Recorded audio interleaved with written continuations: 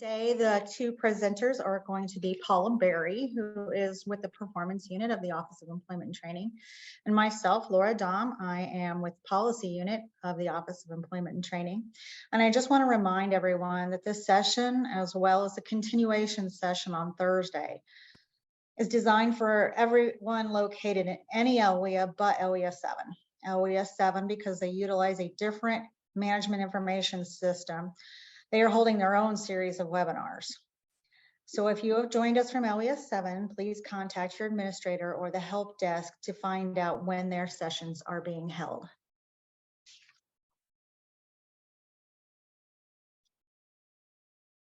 This is the overview of today's objectives. We're going to provide an overview of the Title I-B WIOA service matrix.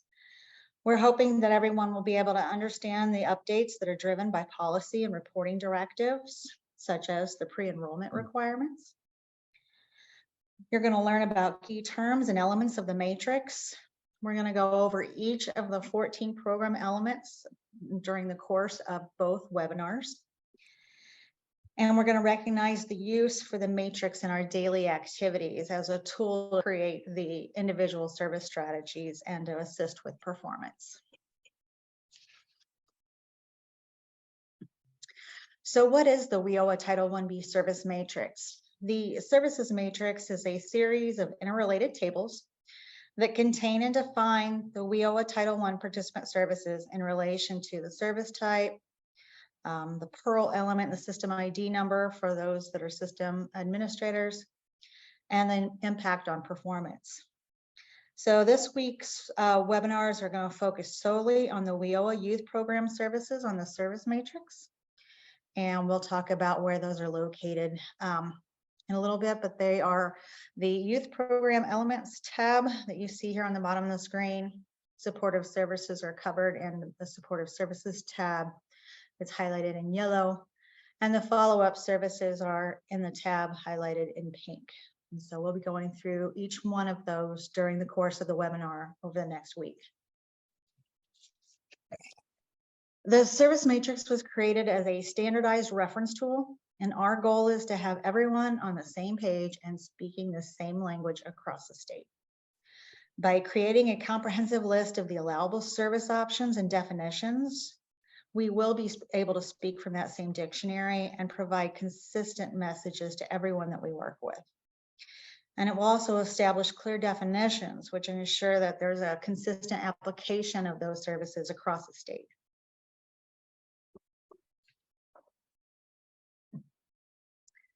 Before getting started, we want to be on the same page and speak the same language that will be used for discussing and explaining the services matrix and the services within it. So there are 4 tabs in the services matrix that apply to the youth program, and I talked about them a little bit ago, but they're the youth program elements tab, the supportive services tab, the work-based learning tab, and the follow-up tab. Each of these have different rules and relationships, and we'll discuss these as we go further along. There are 4 general types of services for WIOA Title I-B youth. There are the youth pre-enrollment activities, and note we call them activities as they are not services. These 3 activities are required to support the initial enrollment into the WIOA youth program. They are not reportable. They do not trigger or extend participation. The second group is enrollment services, and those do trigger participation. Makes an individual a WIOA registrant. It's a service record or service episodes that extend participation.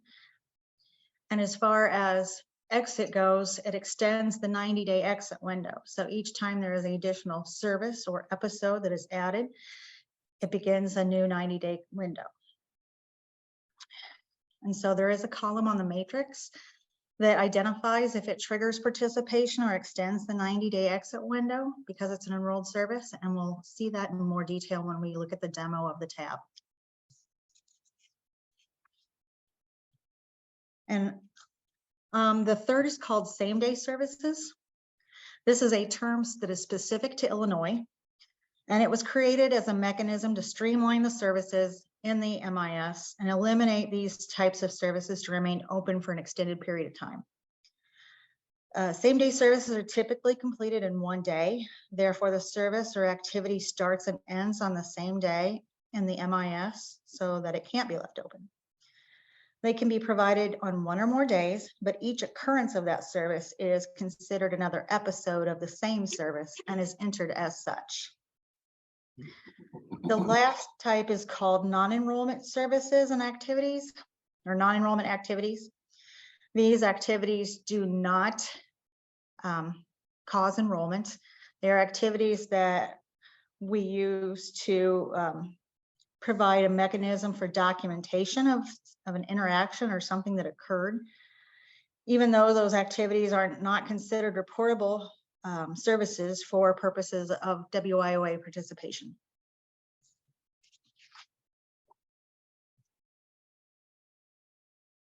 So understanding the common language. Services have relationships to WIOA performance measures. I'm sure everyone's quite aware of the performance measures that are related to serving our participants. And we have a column on the matrix named performance measures. And that column lists all of the applicable performance measures that will apply to the participant if they are enrolled in that service. And it also indicates which services are considered career services and training services as it relates to youth, according to TGOL 1016 change 2. There's also a column on the matrix to identify whether or not the activity or the service counts towards the 20% expenditure requirement towards work experience. And so if it's marked yes in that column, then it does, that service or that activity does count towards that 20% requirement. Now services, okay, sorry. Services have several rules. Allowable services have a definition found in policy or federal guidance, and the definitions are included in the column on the service matrix. Most of those definitions have been gleaned from Workforce GPS or TGOL 2116. Some services may require specific supporting documentation in the Individual Services Strategy, ISS. And it is reported timely and accurately appropriate activities and services in the MIS as they occur so that we have complete data integrity, accurate tracking of participant services, and full accountability of the system. Services must be entered in the MIS to be tracked to reflect work being done and provide a clear picture of customer engagement all the way through exit and follow-up services.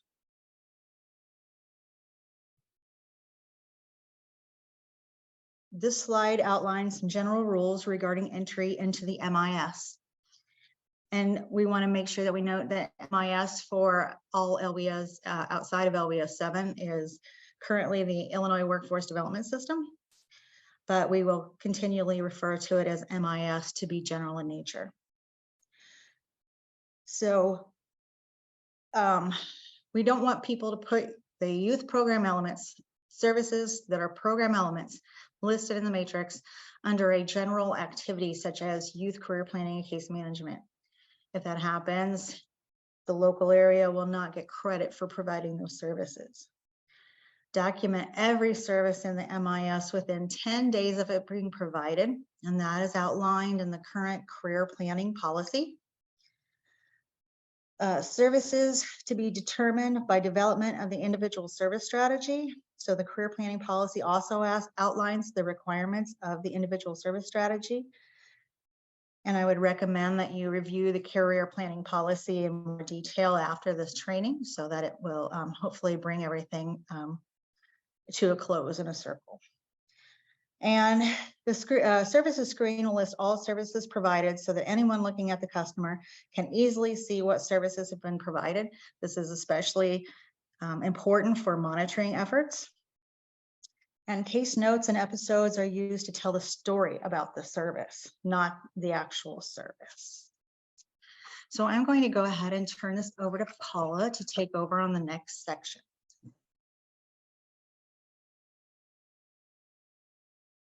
Hi, good afternoon. So thank you, Laura. So as Laura has just laid out our common language that we'll be using this week when we're talking about the WIOA tab and the service matrix, I'm going to take this opportunity to introduce the type that she mentioned that is called a pre-enrollment activity. This only applies to youth. So we're introducing 3 new pre-enrollment activities. The rule behind these activities are that all 3 of them are required to occur and to be documented for a youth prior to registration. So this concept and this definition is new for youth and will be instituted at deployment of these services. So we want to explain these quite a bit. The activities are youth career planning, case management. A new activity that has been clearly defined within the matrix as well is youth comprehensive and specialized assessment. It's new and it applies to youth specifically. And then development of an individual service strategy, the ISS. So I know what you might be thinking. I would be thinking, well, youth career planning and the ISS is not new. No, but the new rules that are being applied to them per policy and DOL are that they are no longer enrollment level activities that when provided, they won't trigger participation nor extend exit. So to get to that phase of youth enrollment, these 3 activities must occur between staff and the youth and be documented in IWDS or MIS, like was mentioned. There's no specific sequence or order required. We'll talk more about this, but there's a change to that. So there's not going to be a requirement for the ISS per policy to be documented first. These make sense that they're probably provided or occur in an order, but the system won't error you out if they're not documented in a specific order. Again, youth will not be considered a registrant in IWDS. They won't be considered a participant until all 3 of these pre-enrollment activities. And then in addition, 1 of the 14 youth program elements is provided. So this is a new concept. You're going to need to provide and document all 3 of those activities. Then by doing those, you'll be determining and using the matrix to decide on an appropriate element. The moment that is documented, they become a registrant.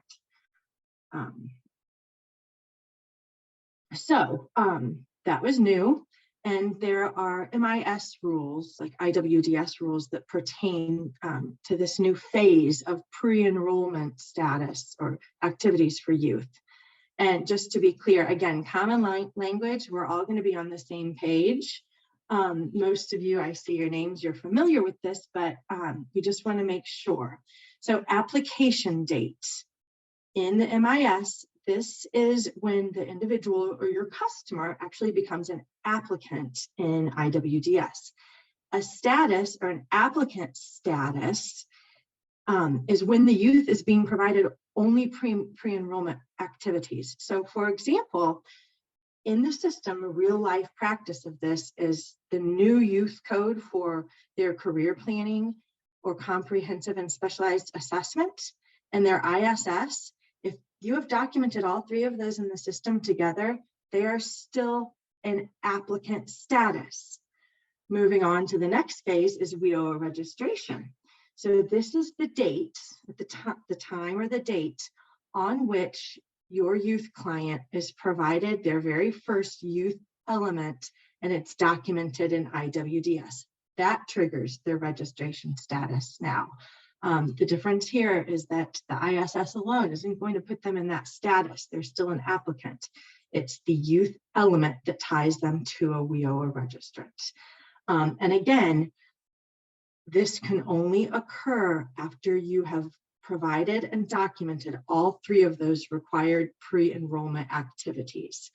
Then again, I know I already said this, I wasn't reading my slide, but that registrant status is tied to when the individual customer has been provided their first youth program element. And also, as far as our common language here, registrants frequently are referred to as participants. They're active participants in the system. Registration and participant status we use interchangeably. So I've given you the 3 new pre-enrollment required activities for youth. So what we'd like to do is now go through the definitions and the rules for each of these activities.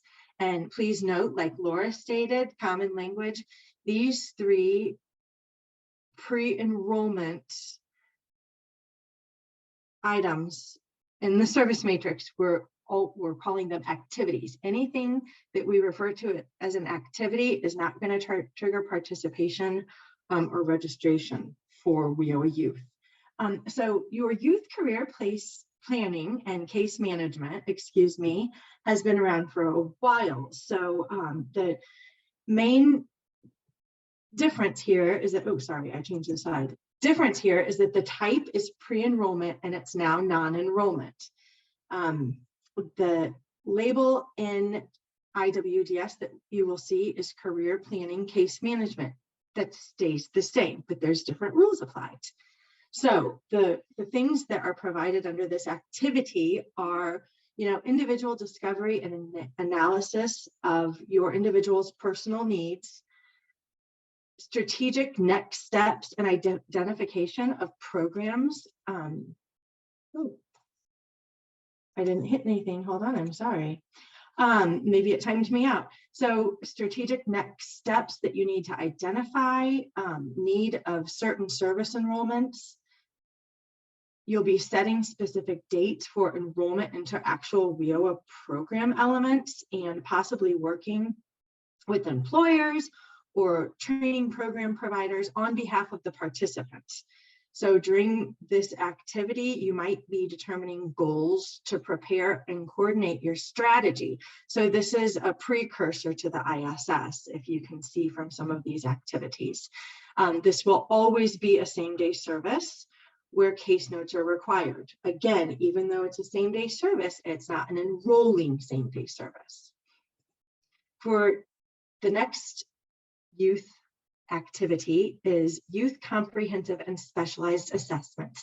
It's a new label that you will see at deployment when these changes go live. So it will be in your list of youth elements, but it is a non-enrolling element. It's one of those required 3 pre-enrollment activities.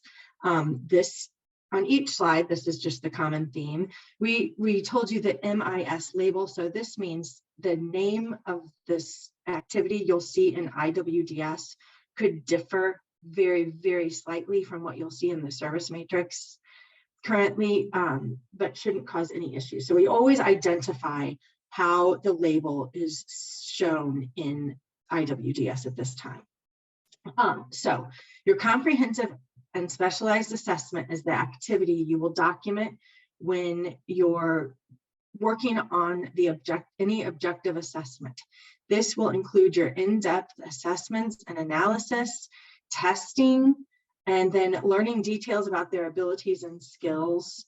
It's ongoing throughout participation. It will always be a same-day service, and case notes will always be required. So like I said, even though when your youth is in the pre-enrollment phase, before you've gone on to enroll them in an element, this activity can be provided. But then once they're registered and they've had a youth element or 2, of course, this can still be updated.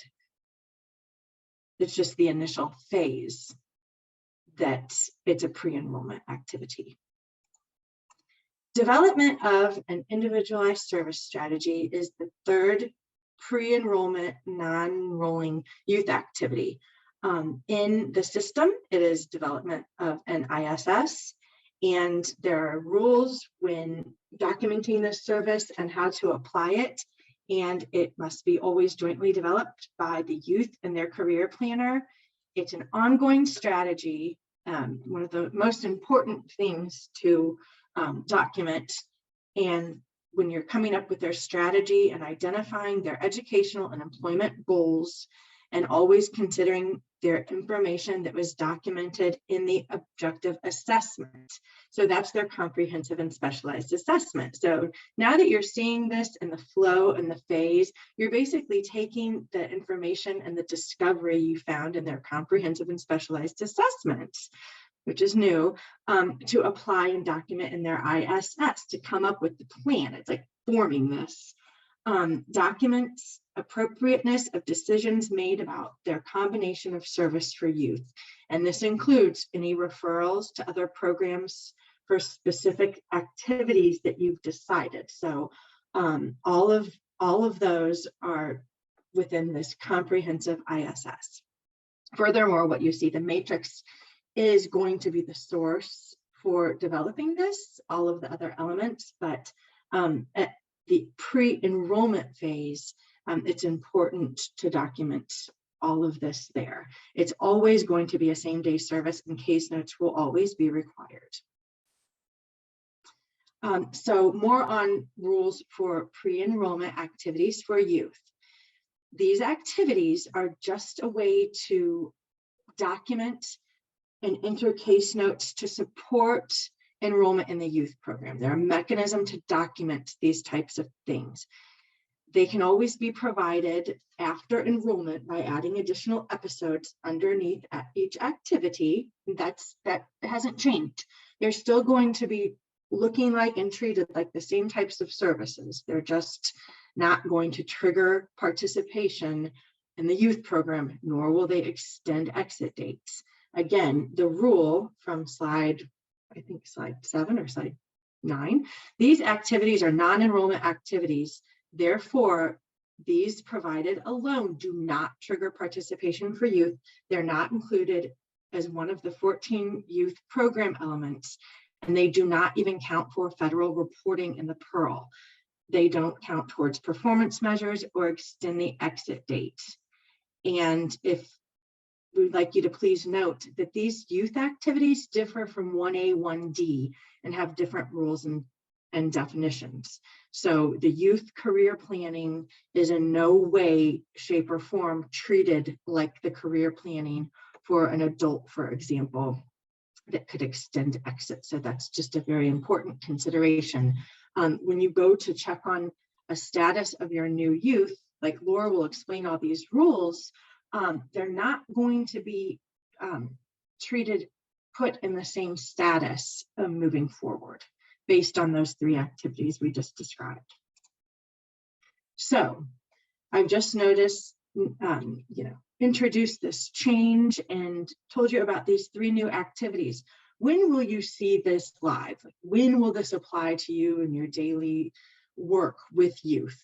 So we're calling it Go Live, Friday, March 10th of 2023.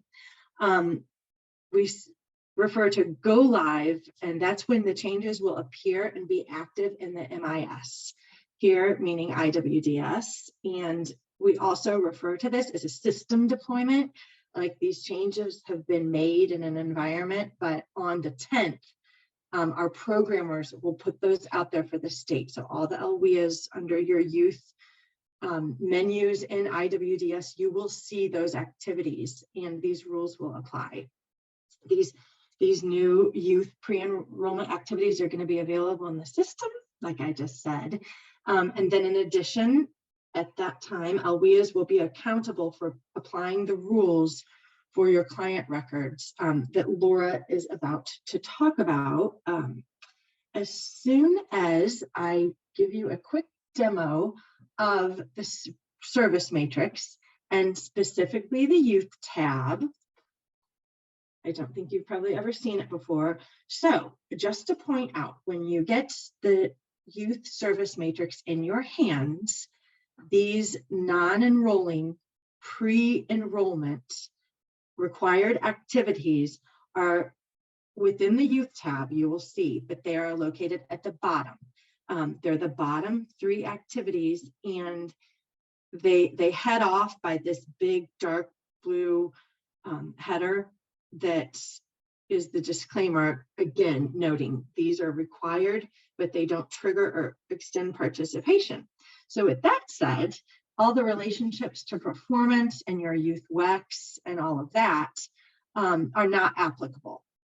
Well, except for the same day service, but that doesn't tie to them putting them in a WIOA performance measure, which is null because these activities don't even trigger participation, so they wouldn't be in performance if they only received these 3 activities. Of course, not WEX, but they may be same day, as episodes can be added to them throughout participation. And you'll see the labels as noted on the PowerPoint, and the definitions clearly explained. Even the rules are added within these definitions. And then again, your youth comprehensive and specialized assessment activity will be displayed in IWDS at that go live deployment. With that being said, I'm going to hand it over to Laura so she can get into some details and explain how to apply these new youth activities. Yes, thanks, Paula. Thanks. As Paula said, these activities are new to the MIS system, just as a way to document them, but they have always been required to be done prior to enrollment.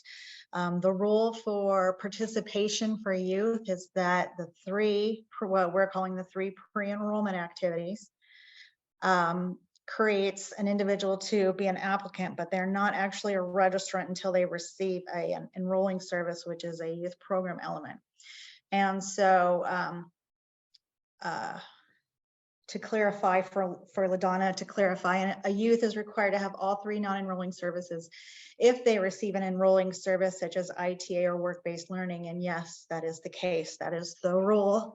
DOL rule is that they must have all 3 pre-enrollment activities before they can even become a registrant to receive youth enrolling services.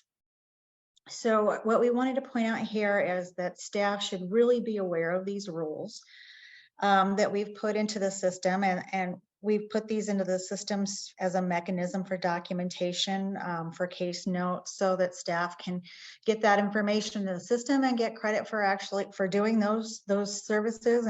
And it's a good way for, I mean, those need to be done in order to create the individual services strategy. So that's fine.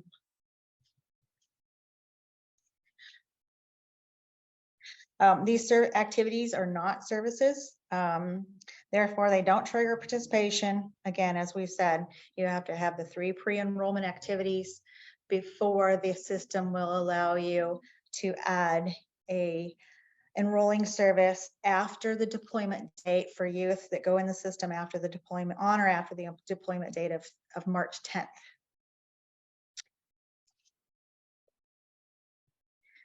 So what does that mean for everyone for how we're going to manage existing youth registrants in the MIS? Well, the current youth registrants who have an individual service strategy or the old career planning activity and at least 1 youth enrolling service must have the 3 pre-enrollment activities added prior to being able to do anything else and record any additional enrolling youth services. So there's 2 types: those that had their certification date prior to 7/1/22. The 3 pre-enrollment activities must be recorded using a start date on or after 7/1/22. If the certification date is on or after 7/1/22, the 3 pre-enrollment activities must be recording using a start date that is the exact date of certification. And as you're looking at these youth, if no youth element was provided within 45 days of the certification date, we're going to recommend that they be exited because they probably have not received a service that it should trigger enrollment into the program, and you don't want to be on the hook for those youth when they're really not technically registrants. And the youth who have received their last plan service can be exited without having to add all of those activities.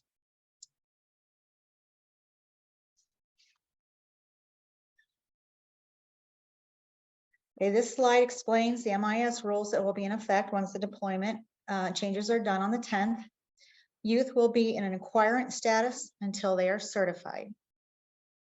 When the certification or the determinant of eligibility is done, the status changes to applicant. Career planners then have 45 days to enter the pre-enrollment activities and an enrolling service.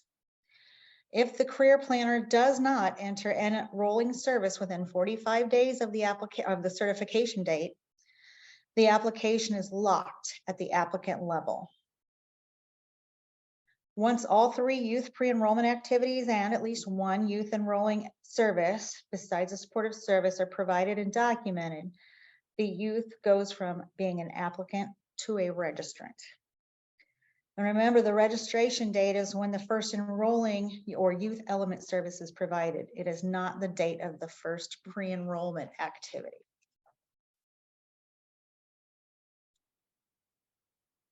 So what happens if the 3 youth pre-enrollment activities and at least 1 program element are not provided and recorded within 45 days of the certification?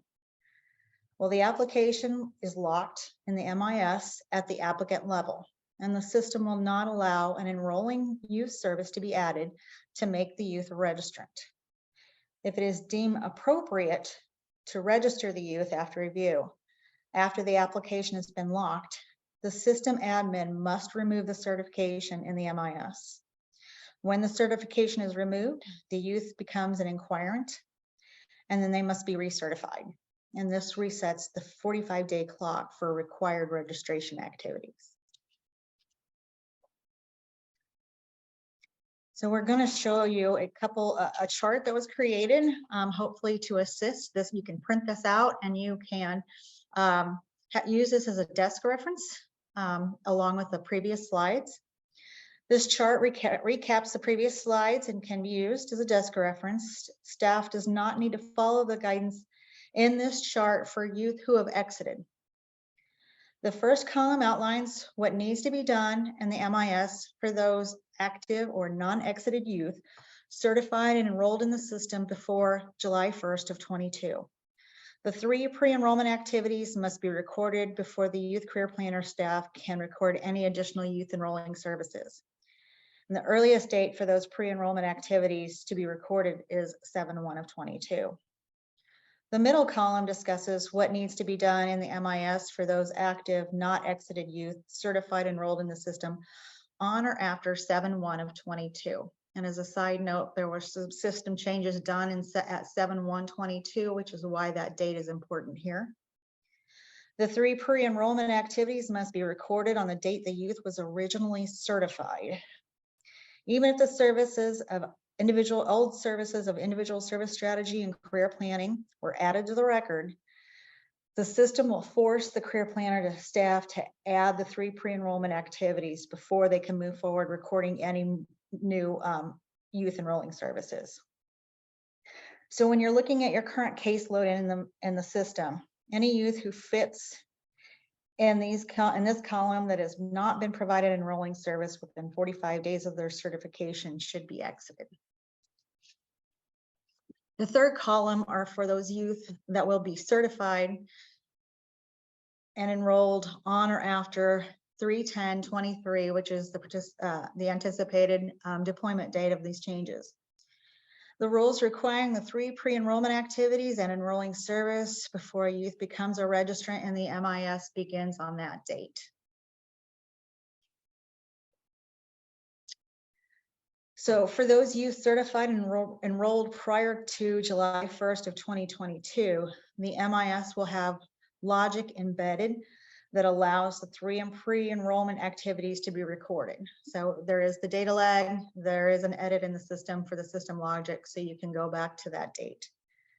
For those youth certified and enrolled on or after 7/1/22, there is no system logic embedded to require the 3 pre-enrollment activities to be recorded on the same day as the certification. So the system will not give a message on the dates to use. So youth career planners must be aware and reference this chart along with the information on slide 20 or on slide 23 on existing youth in the system. If the youth career planner does not follow guidance in the previous slides in the top of this table, there will likely be issues when attempting to record new enrolling youth services, and you will be getting error messages. So it is quite important that career planners get the pre-enroll activities in the MIS so there is not a disruption to recording enrolling services for youth. And in order to assist with this, the OET program staff is going to be producing a report to identify all the youth who have only non-enrolling youth activities of individual service strategy and career planning prior to the deployment changes. And OET staff will reach out to the local area that has those youth before the deployment to assist them in the identification of those specific youth so they'll know who they need to go back and look at. So I'm just checking. Janine, the timeline for adding an enrolling service after the 3 pre-enrollment services is 45 days. The pre-enrollment activities for current students should be updated as soon as the deployment of the changes of the new pre-enrollment activities in the system on 3/10. DCO monitors are aware, yes, thank you, LaDonna, that that's the back date in the pre-enroll services, so they're aware of that, and it won't be flagged as a finding. And again, Jennifer, the new pre-enrollment activities will not be in the system until deployment on 3/10/23. So that would be the earliest date that you can start to do the updating. Okay, I think that's it for now. So Paula, if you'd like to move on to the next group.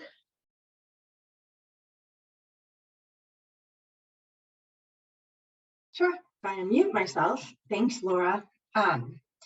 So moving on, now that we've introduced the 3 pre-enrollment youth activities that are required, and Laura explained all the steps that will be taken to update your youth, we'll get into what are the 14 youth program elements that make up the majority of the matrix. And this is straight out of TEGL 2116 on the youth services.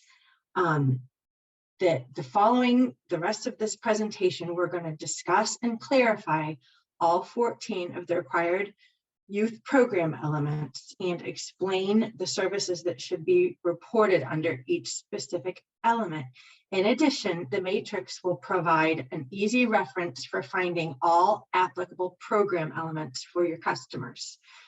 The clarifications within the matrix of all these youth program elements, their definitions, is intended to facilitate the consistent reporting of all of these activities and elements across all local areas, and it will prevent duplicated reporting of the same service or element in multiple reporting categories. So it's just very detailed.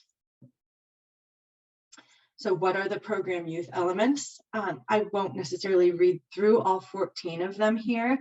This is a reference slide as an introduction to the rest of the week's presentations. They're going to focus on the element that these numbers are tied specifically to the element. 1 is tutoring study skills. 2 is an alternative secondary school.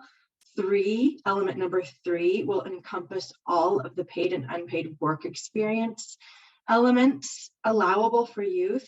4 is specifically your one and only occupational skills training.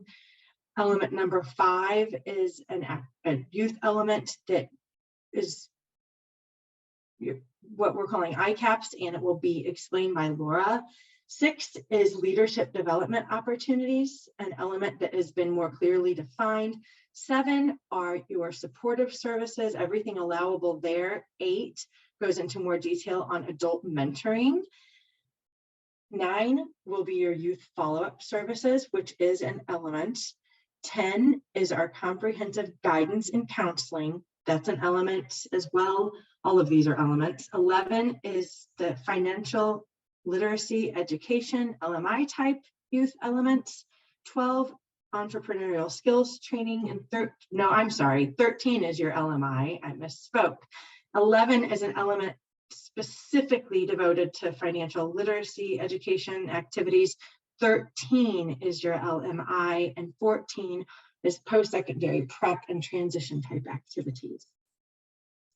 So again, all of our youth elements always have rules and relationships applied to performance. So just pointing out that when we look at another demo of the categories and each service and their performance relationship, all in-school youth will always be included in the credential and MSG performance indicators, regardless of their training enrollment during participation. So if their application status is in-school youth, they're going to be in those measures, regardless of if they go into and back out of or withdraw from training during participation. So credentials and MSGs are always required for in-school youth. For out of school, only those who are in one of the following are going to be triggered or count in your youth credential and youth MSG performance rates. So occupational skills training, secondary education, and we'll get into that with the first two elements, post-secondary education, a Title II funded adult ed program, Youth Build and Job Corps as well. So your out-of-school youth won't be in performance unless they're enrolled in one of those. And I will just take a second to demonstrate where the elements begin within the youth tab of the service matrix. I should probably zoom in more. So like mentioned, the header has the youth program element numbered, the type of service. There's only really one or two trainings for youth. It also ties to DOL's label. And then once again, we have a header, and this identifies the label as you will find it in IWDS. And the next column will always be your definition. As you can see, they're very, very detailed. And so like we showed earlier, your matrix is an Excel document, so it will be searchable. So if you provide something or something occurs, you can search it by a keyword and it will highlight that word within the definition. Once you're reviewing and researching and learning about all of these definitions, sometimes that is helpful. So this is this is the second youth element, and each column will identify every performance measure that enrollment will trigger. In this case, the first two elements are going to be all of the measures, employment and training. The WEX 20% is identified again for each youth element.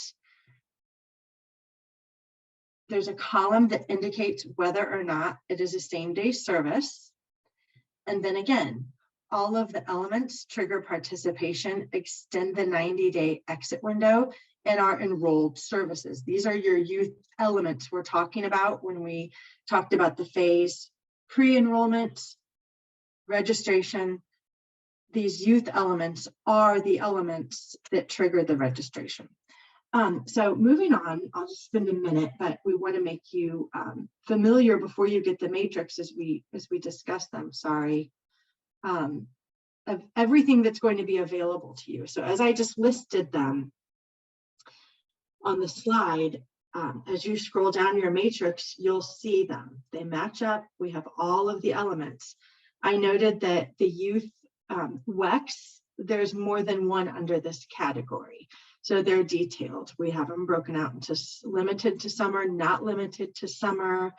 All of them, again, have the prefix WBL, work-based learning. That also helps to categorize them, kind of group them together in IWDS. So they're all labeled with that to make it clearly pre-apprenticeship falls under a youth work-based learning as well within that element. We have the employability skills that we'll talk about. Cash incentives is listed within this element, but again, we have made it very clear so there won't be any misinterpretation that there are specific rules on this, and it's a means of documentation. Like I mentioned, element for occupational skills training. There's a couple categorized underneath a youth occupational skills training. As you will see, any of you, sorry, it's moving all over on me. Any of you who also work with adult and dislocated workers under the youth element, number 4, occupational skills training, all of those other trainings aren't allowable for youth. It differs. Occupational skills training is reported totally different and is different than 1A, 1D, and we'll explain that very well, I hope. So element number 5, integrated education and training. A definition, leadership development, all of these activities under leadership are explained. So we hope that this will be reported on as it applies. We don't think that many of these elements are frequently used because they haven't been as transparent without this specific matrix, and probably weren't 100% sure of the exact definition and everything that we would expect you to be doing when you report it. So examples like that are where we really hope that this matrix is extremely enlightening and helpful, especially with your youth ISS. A very clarified definition of adult mentoring. Again, follow-up services, we'll explain that more later on in the week. Comprehensive guidance and counseling differs from the first pre-enrollment. Then all your financial literacy services, that will be important to understand. The youth entrepreneurial training. So the labor market information element is a required youth element, and it has also been detailed out. So there are 4 different services or elements to record within that one element. So we think that there'll be a lot of opportunity with these to document everything you're doing and get all that credit for these activities that probably happen on a daily basis, but aren't clear enough to be comfortable in recording every single one. And then we have our last element in the matrix, post-secondary prep and transition activities. Again, Laura and I will be going into each of these in a lot more depth the rest of today and next week. So that was a first intro on what you're going to find in your youth services matrix. I'll turn it back over to Laura to talk about the first youth element. Thanks, Paula. Yeah, we're hoping to get through elements 1 through 4 today, and then we'll tackle 5 through 14 on Thursday. So it will be a continuation. But tutoring, study skills training, dropout prevention. This element provides services that focus on providing academic support, helping youth identify areas of concern, assisting them with overcoming obstacles, and providing tools and resources to develop strategies to keep youth in school and engaged in a formal learning or training setting.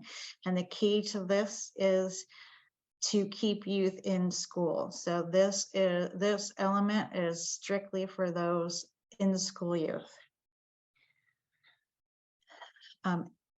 The educational achievement services, additional ones there are dropout prevention and recovery strategies so that they don't get out of the academic setting. And then tutoring, study skills, training and instruction that lead to a high school diploma are reported under this program element as well. So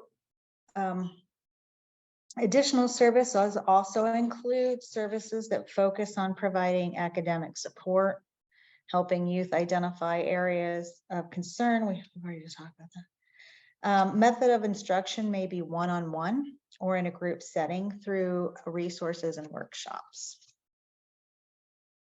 So note that this element is a career service and it's designated that way in the matrix. As Paula said, there is only one element that constitutes training, and that is element 4, the occupational skills training.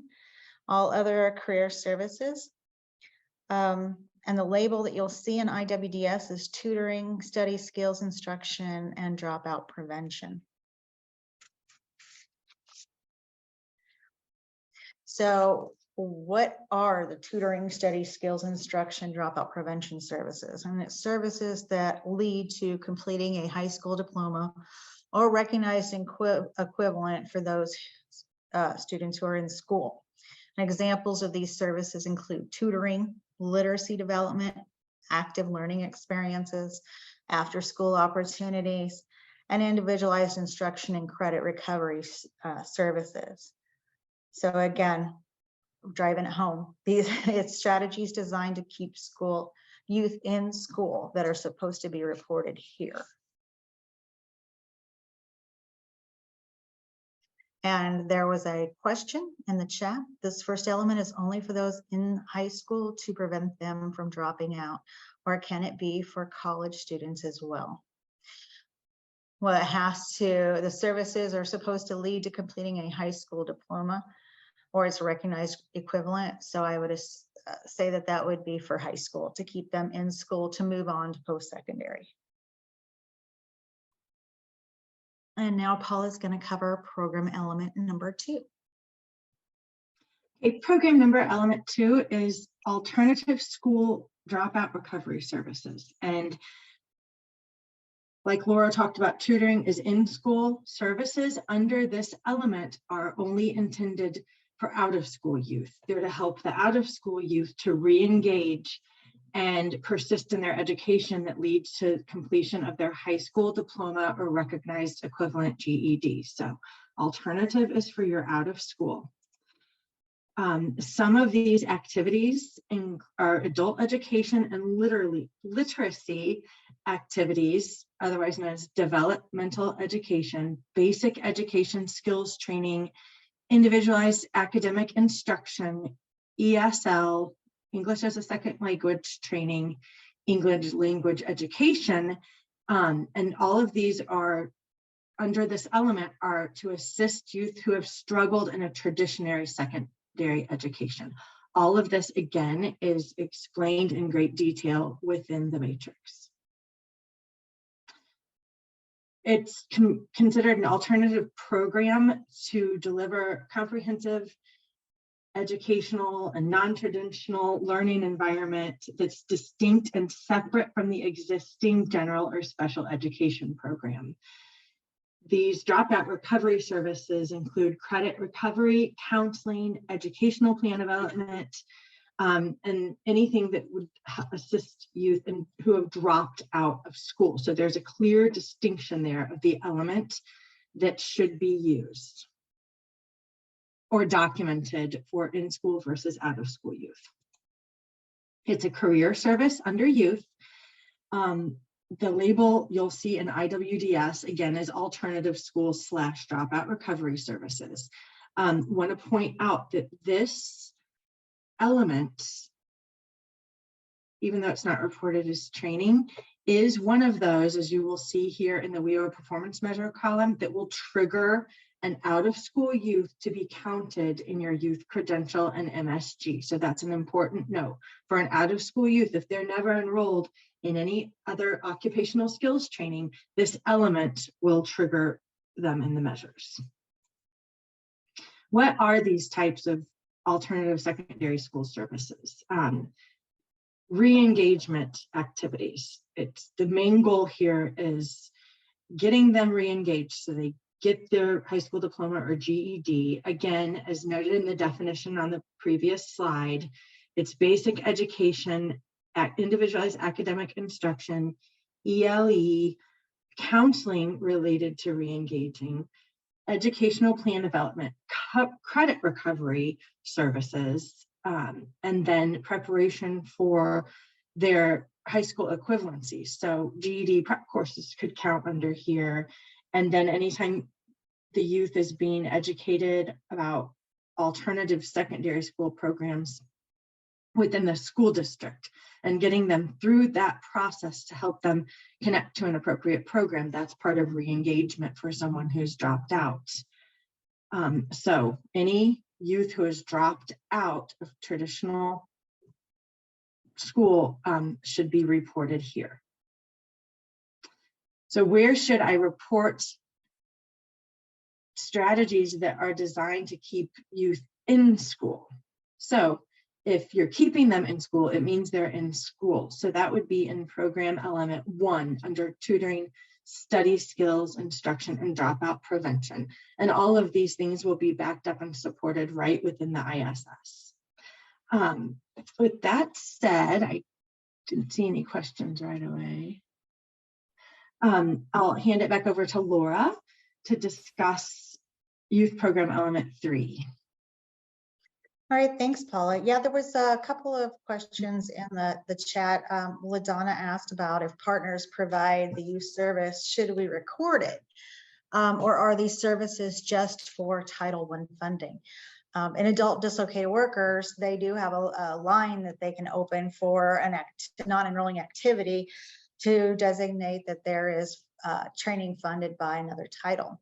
And so, yes, we are only to record the services that are funded by WIOA Title I. There is that same non-enrolling activity for non-WIOA Title I funded training. So when that is something that is being provided, they are the ones that are funding it, so they get the credit for providing that service. And then we wrap around, we can provide wraparound services if they're co-enrolled. And that is why service integration is so important. And you'll be hearing us talk about it more and more, that especially for youth, that we're working with our adult education partners as much as we can, so that if we have a situation where they can assist and step in, that's what we do, and we can make it seamless to our youth participants and seamless to our adult and dislocated worker participants, that we're going between titles, but they won't know that. They'll just know that we're helping them get that, what they need to get into employment or training. So youth program element number 3, here's the definition. It's paid and unpaid work experience. The services under this program element provide planned, structured learning experiences that take place in a workplace for a limited period of time. And so local boards are supposed to expend at least 20% of their WIOA youth program funding on services under the work experience program element. And so that's the funding is not the entire youth allocation to the local area. It is just the program funding. So it's that total allocation minus any administration funds. And 20% of that has to be spent on anything for work experience. And TEGL 2116 details out everything that can count towards that work experience requirement. And we're going to talk a little bit about that now. So the service, paid and unpaid work experience encompasses service focused on opportunities for career exploration and skill development. Work experience must include both academic and occupational education components.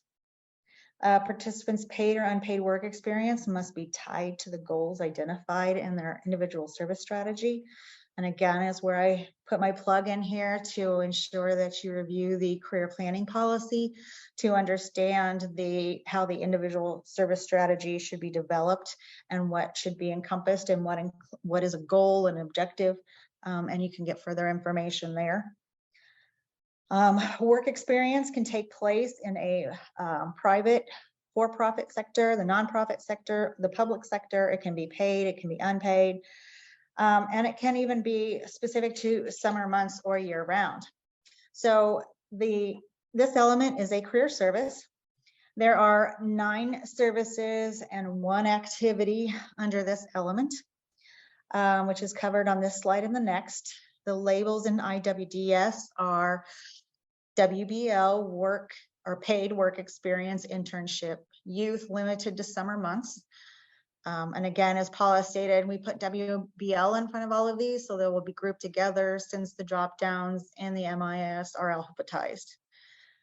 The second one is unpaid work experience and not or limited to summer months.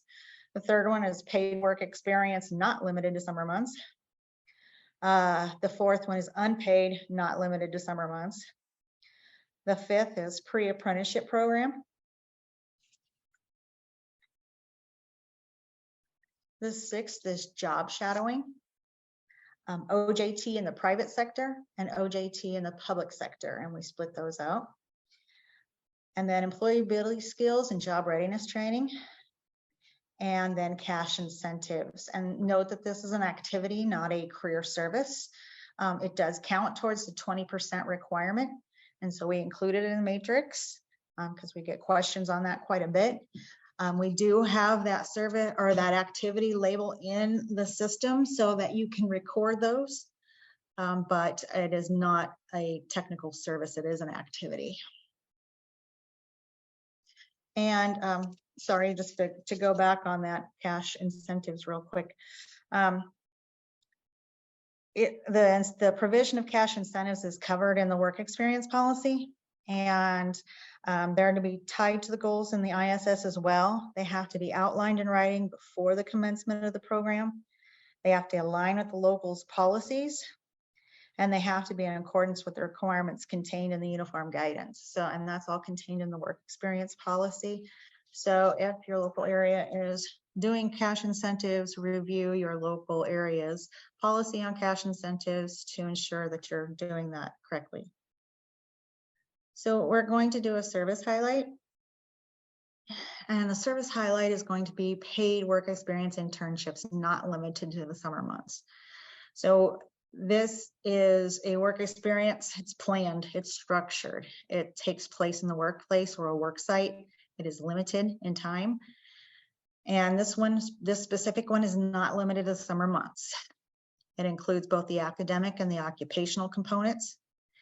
And one rule is do not record if provided as part of a registered apprenticeship program or pre-apprenticeship program, which is identical to what is done in the adult and dislocated worker program, that there is a drop down as part of that registered apprenticeship or pre-apprenticeship program where you can indicate the work experience and the OJT aspects of that program. So you don't want to report it separately, you report it within the wrap or within the pre-apprenticeship program.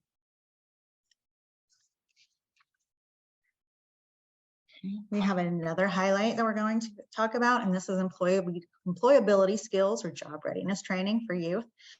This is one that is used quite a bit, but it does have a caveat, so we need to make sure that we understand how it's to be used. The services follow the employability skills framework, and so it advances a set of skills that cut across workforce development and education sectors. Basically, these are soft skills, they're non-technical, they're intangible, and they're personality-specific skills. And they have to be provided, and they can only be provided to prepare a youth for a work experience. And that is why this is counted towards that 20% expenditure rate.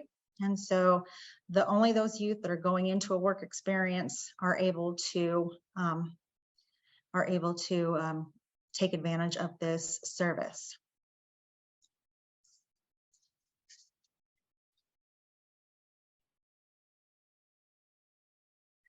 So here's another application for the work experience for the OJTs for the youth. On-the-job training programs are not considered training for youth. If no other training is provided, they will not be counted in the measurable skills gain measure.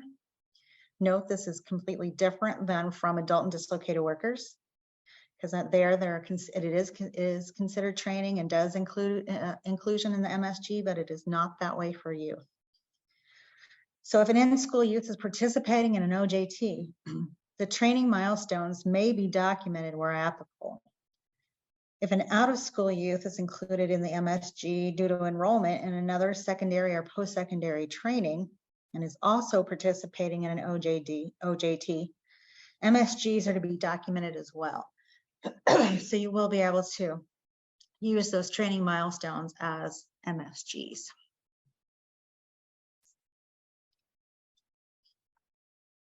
So for the program, what are considered summer months for the WIOA Title 1B Youth Program? The Act is silent on the summer months, and so Illinois has defined the summer months as the period beginning May 1st and ending September 30th each calendar year.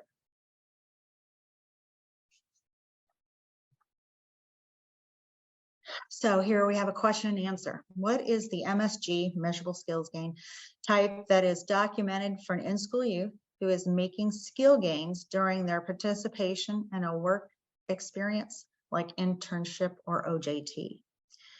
And the answer is that programs should document this as a training milestone so that they can get that MSG associated with work experience or the OJT. And the gain has to be outlined as a goal in their individual service strategy prior to documenting that MSG in the system. So out-of-school youth enrolled in work experience alone and no other training service will not be counted in the credential and MSG performance measures. So there's another performance note for you to take heed of.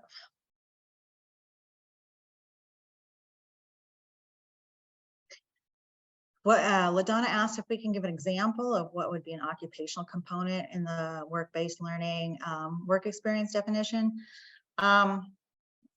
Just as with an OJT, whatever they're learning on the job, that is your occupational component, and your academic component is anything that they're learning in the classroom. That's always been the way I've been told to differentiate it. And I see that Paula did respond to the next question. Other rules for documenting in the MIS are youth OJTs and or employment opportunities not limited to the summer months. So you do not record this in MIS when the service is directly related to their pre-apprenticeship program or their registered apprenticeship program. And that is why we wanted to make sure to reiterate this again. This is a reporting issue, and we have a way in our system in order to track that and report that properly to the Department of Labor. And so you don't want to double enter those services. So that's why it's very important to make sure that you use that drop down in those services to show those types of employment, OJT and employment opportunities versus putting them in separately.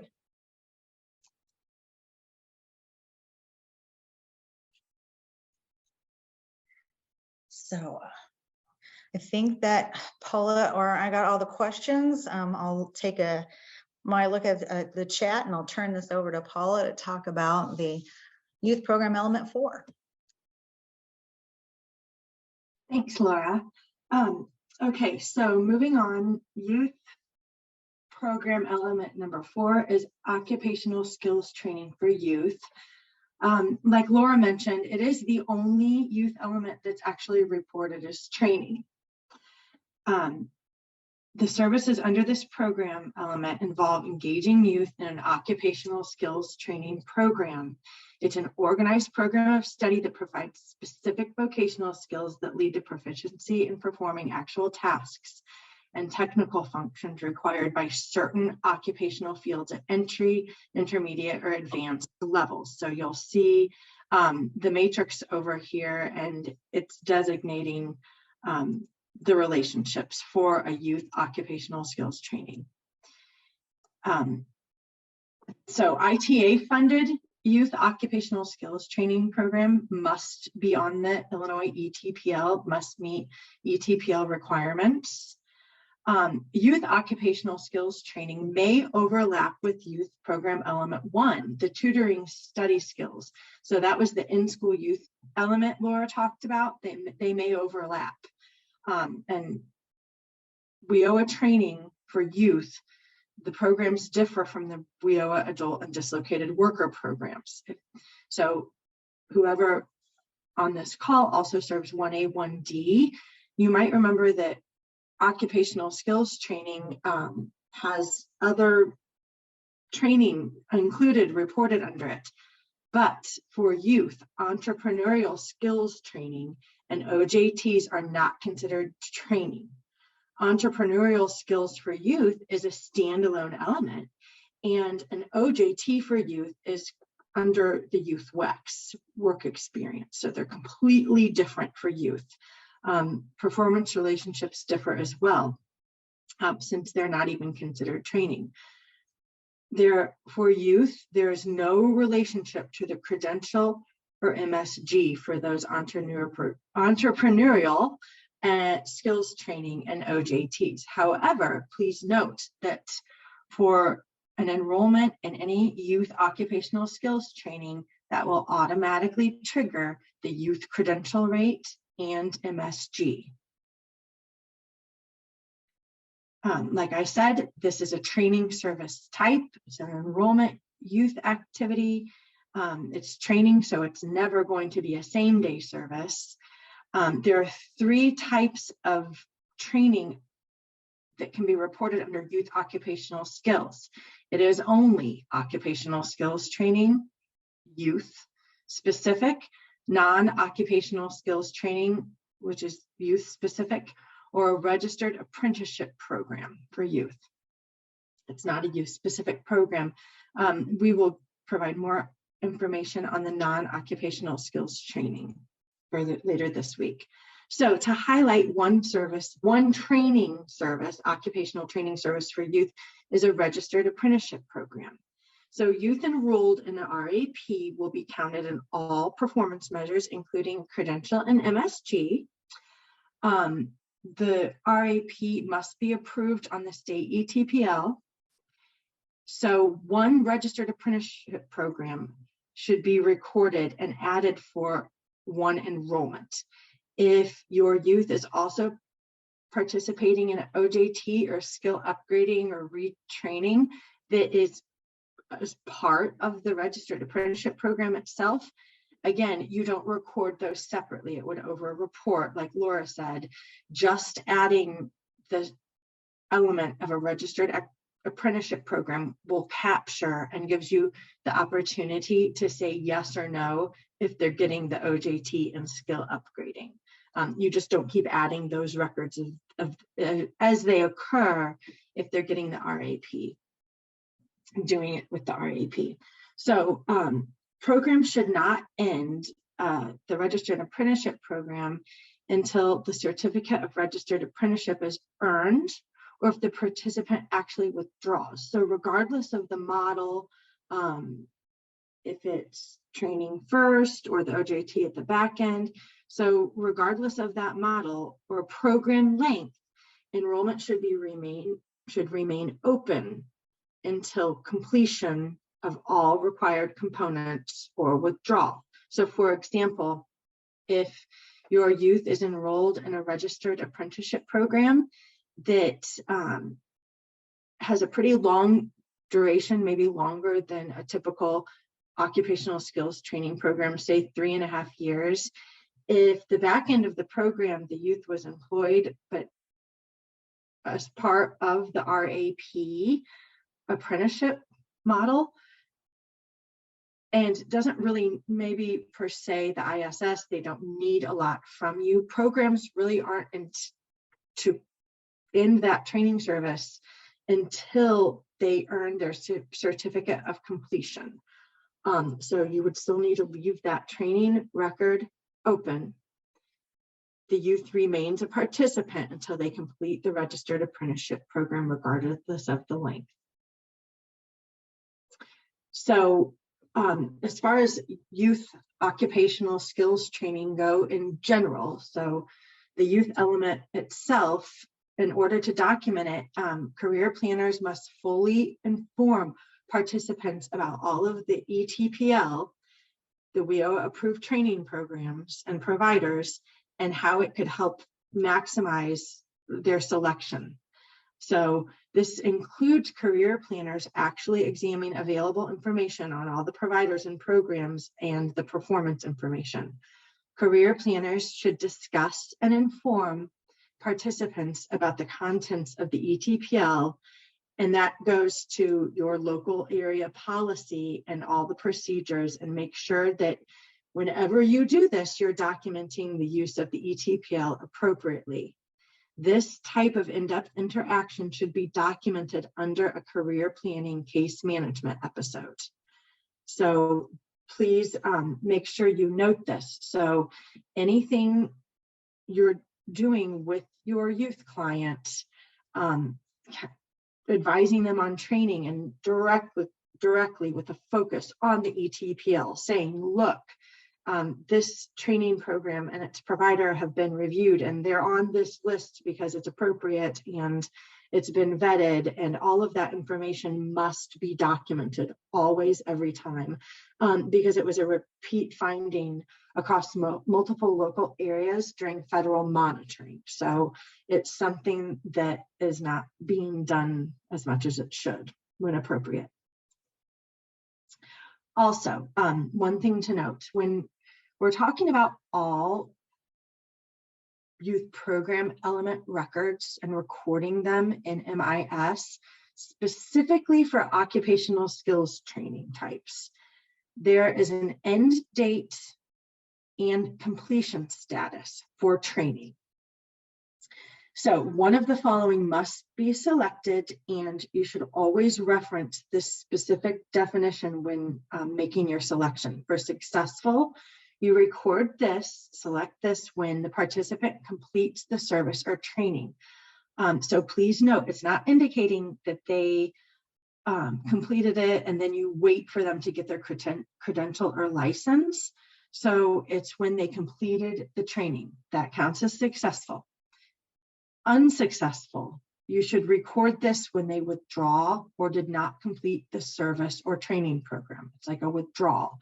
So for reporting purposes, this is reported to Department of Labor, and this is their definitions reported for every single training service reported through the Pearl. So we have to be especially considerate of these definitions when ending training services. This would include if the unsuccessful would be if your participant was expelled. So training service records should not be ended with one of these statuses unless successful or unsuccessful has occurred. So if you have someone enrolled in a youth occupational training program and you know that they're going to start back up in the fall, they're taking a summer break, you should not end that youth occupational skills element with an end date because they didn't drop out and they didn't successfully complete it. They're simply just waiting a couple months. And if you fully intend for them to pick up where they left off in the same program and provider, that element, that record should be left open until completion. So just wanted to make sure that no one's closing a training program and reopening it just to document a summer break or something like that. So with that said, I will open up for questions. One question that we have in the chat, if you could go back to slide 51. Sure. Jennifer asked, is this true for an out-of-school youth as well? Can they get that, use that training milestone? For an out-of-school youth with no other training enrollment, they will not be included in the MSG anyway. So no, not technically, it won't accept an MSG when they're not even in the measure. But if you had an out-of-school youth and say they were enrolled in an occupational skills training and also a WEX, you may document an MSG that occurred within their WEX training alongside the occupational skills training or secondary. The reason we point out an in-school youth here is because your in-school youth, you're going to be on the hook for their MSGs and credentials throughout participation and exit no matter what. So it's important to know that their WEX will count. It should be the same for out of school once they hit the measure with the training. If that makes Fantastic. Yeah, she said that's great. Thank Okay, you. sorry, So, I'm not looking at my chat. back to slide 59. Paul Andrews asked a question for clarification. If we found out today that a youth withdrew 2 months ago, would we need to backdate to close the service? So I think that's about slide 58 when you were talking about closing the training service. Yeah, I would close the service with the date that you knew that they withdrew from that training program. And to further, and to further explain, the career planning policy also states that, you know, you probably won't learn about it until later on, but when you do learn about it, that's when that 10-day data lag window starts. So you have until 10 days after you learn that they withdrew to go in and close the service as unsuccessful. So I just wanted to share That's that. important. So 10 days from learning about things like that.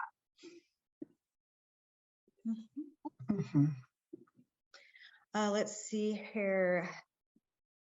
Does it get closed? Does the service get closed if there is no ITA continuation for the activity occupational skills training? I'm assuming that that's from Mel Lopez. I'm assuming that means when they've completed the training program, there's no continuation. So I'm not sure exactly what they're asking. But later on, clarify occupational skills training was to be closed when the participant is no longer utilizing the ITA assistance and will not be returning back to the academic program. Do we close as unsuccessful? Yes. If they will not be returning back to the academic program, they're no longer participating, and they did not complete the service or the program, they've withdrawn, that is an unsuccessful completion.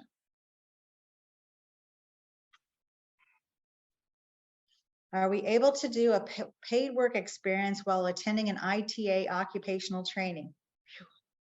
Well, I suppose that would be acceptable, but that would be very difficult on a youth participant to try to do both the work experience and an ITA occupational training program at the same time. I would not advise that. And we can look at the overlap, but I don't know on the table, on DOL's table. I didn't think that they overlapped, but I don't think so too.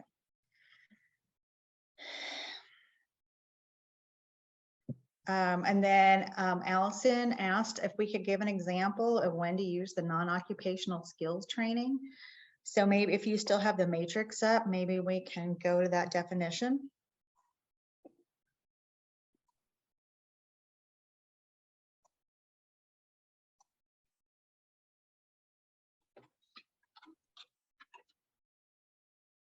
sorry, I don't want to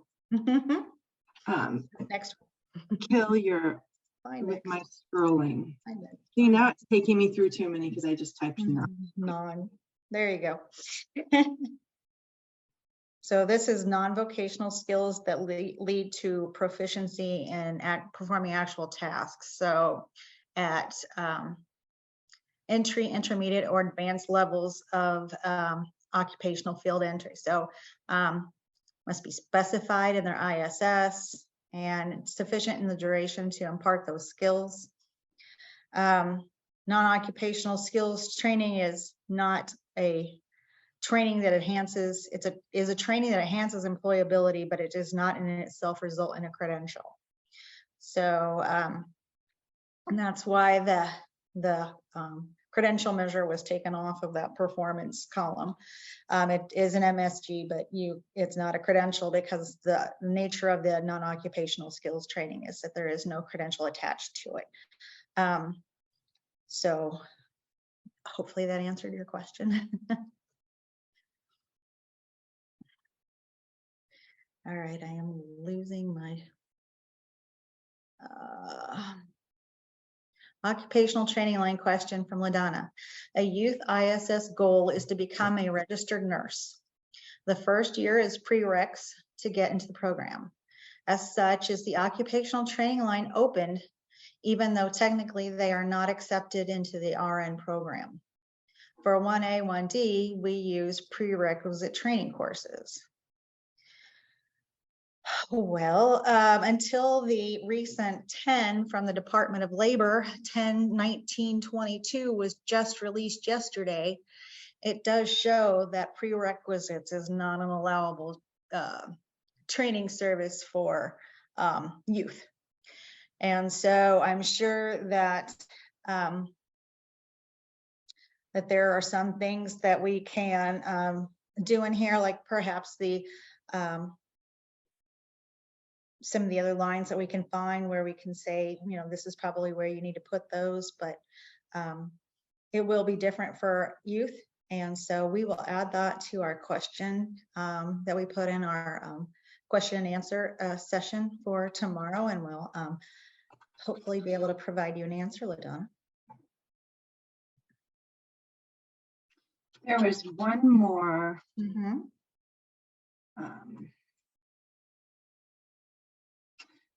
For non-occupational skills, would CPR class certification count as an example? So like the OSHA, Laura was. I absolutely think that that's a perfect example now looking at this, because those don't count for credentials for the adult dislocated worker program. So that would be the perfect place to put them for youth, since that element is not tied to a credential, because it is training, it is non-occupational skills training. Yeah, I mean, we could, but that's that employability skills is strictly to prepare for a work experience. So if they're not going into a work experience, you cannot use that. Okay. And then another thing that I know I keep talking about, the career planning policy. I've just uploaded that into the meeting chat so that if anyone wants to review that as well to try to get a better idea of what we're talking about here, you can access that. Do note that this existing career planning policy is set to the old rules of the system. And so it says that the ISS must be the first service for youth. When the changes are deployed on the 10th, I will issue an update to that career planning policy that correctly shows that they have to have the 3 pre-enrolling services. So I just wanted to let you know that we were aware of that, and that will be sent out as we deploy the changes in the system.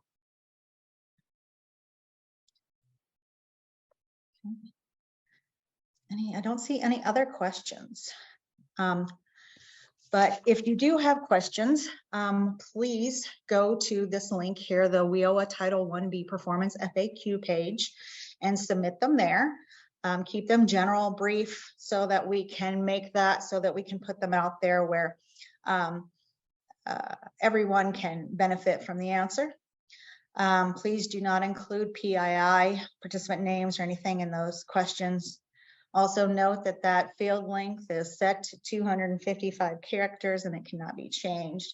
So please be very concise in your question so that we can ensure that we can get it and respond to it. And then we have our weekly open Q&A sessions scheduled for every Wednesday at 1 o'clock. They take place at the performance office hours time. And so what we try to do is take some of the questions that have come up in the chat and some of the other questions that are submitted through that FAQ page and respond to them at that time. So it's always good to make sure to attend that so you can ensure that you have the latest information. So what's next in the service matrix technical assistance? Next slide, Paula.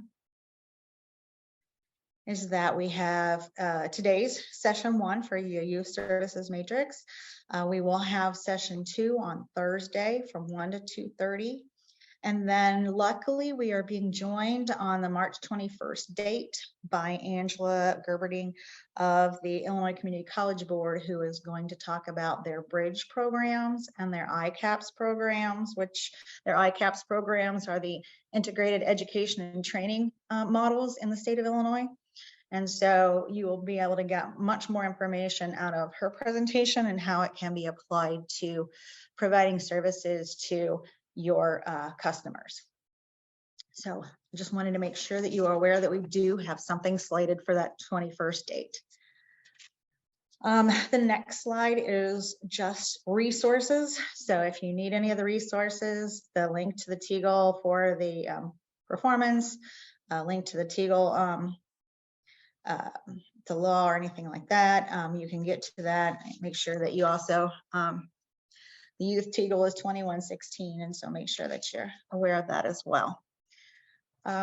So do we have access to the definitions yet, or will they come March 10th?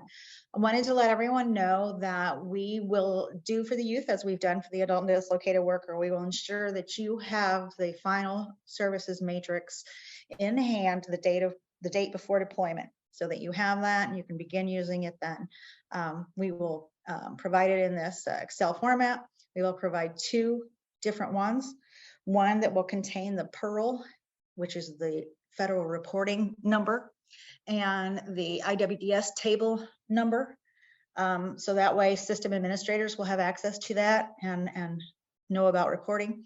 And then we will have another version that's more for the general career planners out there that doesn't have that information in there, because none of that shows up in the system and you're not really aware of those numbers. So we will have that out. Let's see, Paul, I think that Brittany might have put that Q&A link for tomorrow in the chat, earlier in the chat, but we'll double check. And if I can't get that to you before the end of the presentation, then we'll make sure to get that to you after we get off here. And so it looks like that's about the end of it. We have gone right where we were wanting to, 2:35. So we appreciate everybody being on today's webinar.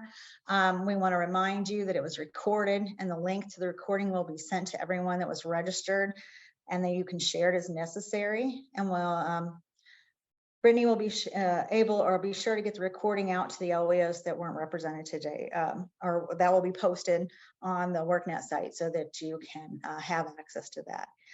Here, Brittany, thank you very much for putting that information into the chat. Paul, I will get you that link as soon as possible. Thanks, everyone, and have a good day.